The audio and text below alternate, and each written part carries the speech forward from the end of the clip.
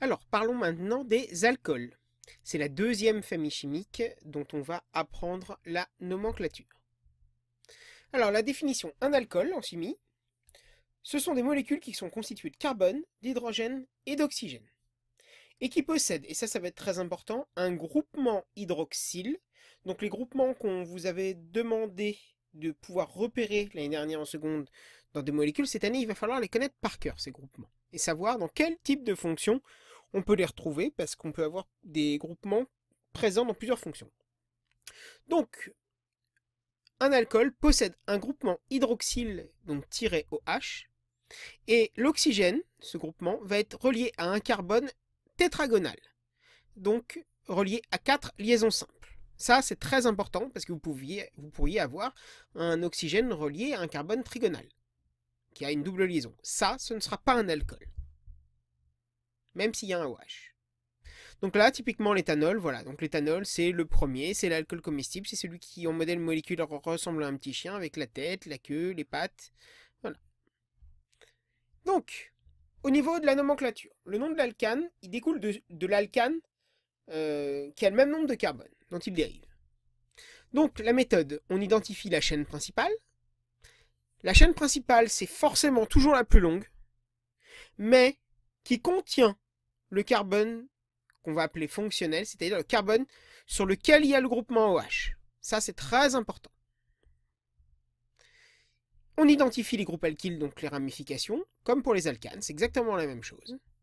Et au niveau de la numérotation, on va numéroter la chaîne principale pour que le carbone fonctionnel, donc pour que le groupement OH, soit sur le plus petit numéro possible. D'accord? Donc le carbone fonctionnel qui porte le groupe OH doit avoir le plus petit numéro possible. C'est lui qui impose, peu importe les substituants.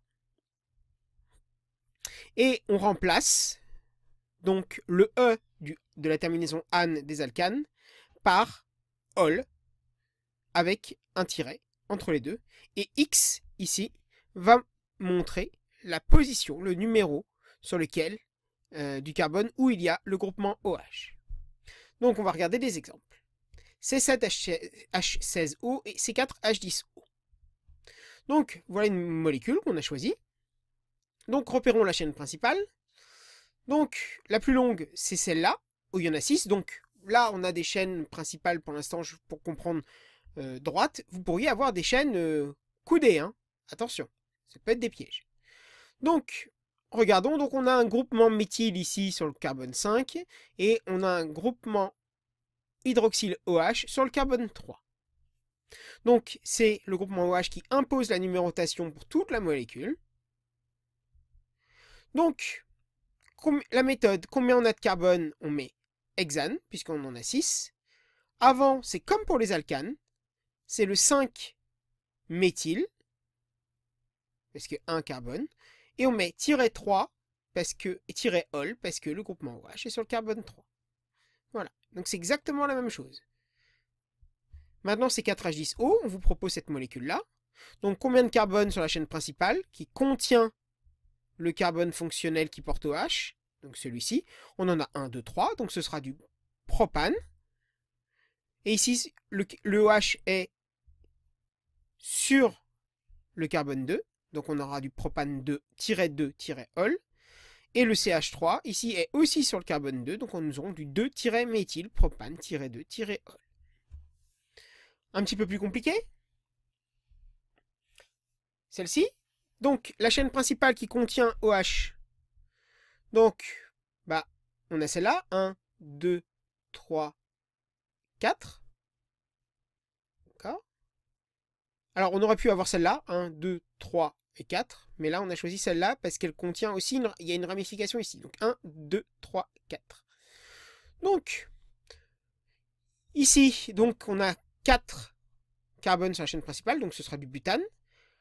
Le groupe OH est sur le carbone 1, donc -1-ol. Et après, c'est comme pour les alcanes. Donc, on a l'éthyle sur le carbone 2. On a CH2, CH3 sur le carbone 2. Donc, 2-éthyle. -3-méthyle. Butane, -1-ol. On a choisi celui-ci. On numérote. Donc, encore une fois, pour que le OH ait le plus petit numéro. On ne fait pas 1, 2, 3, 4, mais 1, 2, 3, 4. Ici, pareil, hein. Bien sûr, on ne numérote pas 1, 2, 3, 4. Donc, ici, nous avons 4 carbones, donc butane. Le OH est sur le carbone 2, donc -2-ol.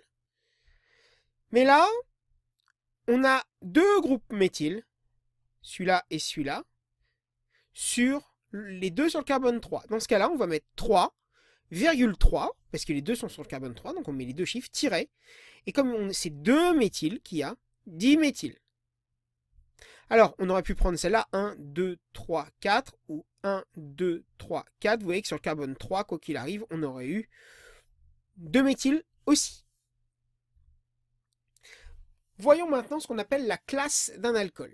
Alors, l'atome porteur de carbone OH, je vous l'ai dit, on l'appelle le carbone fonctionnel. Et la classe d'un alcool va dépendre de ce carbone fonctionnel. Nous aurons ce qu'on appelle un alcool primaire. Alors, primaire, secondaire, tertiaire, ce sont les trois classes d'alcool. On les note en chiffres romains. Donc, primaire, un 1 en chiffres romains, secondaire, un 2 et tertiaire, un 3 en chiffres romains. Donc, l'atome de carbone fonctionnel, s'il est relié au maximum à un seul carbone, donc vous voyez que le groupement OH est là, le carbone fonctionnel, c'est celui qui est sur le OH, donc celui-ci.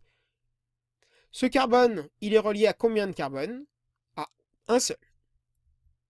Hop, pardon. À un seul. Donc, nous aurons un alcool primaire. Ici, le carbone fonctionnel, c'est celui-là, qui porte OH. Il est relié à combien de carbone? 1 et 2. Nous aurons donc un alcool secondaire. L'alcool tertiaire, ici, le carbone fonctionnel est relié à 1, 2, 3 carbones. Nous aurons donc un alcool tertiaire.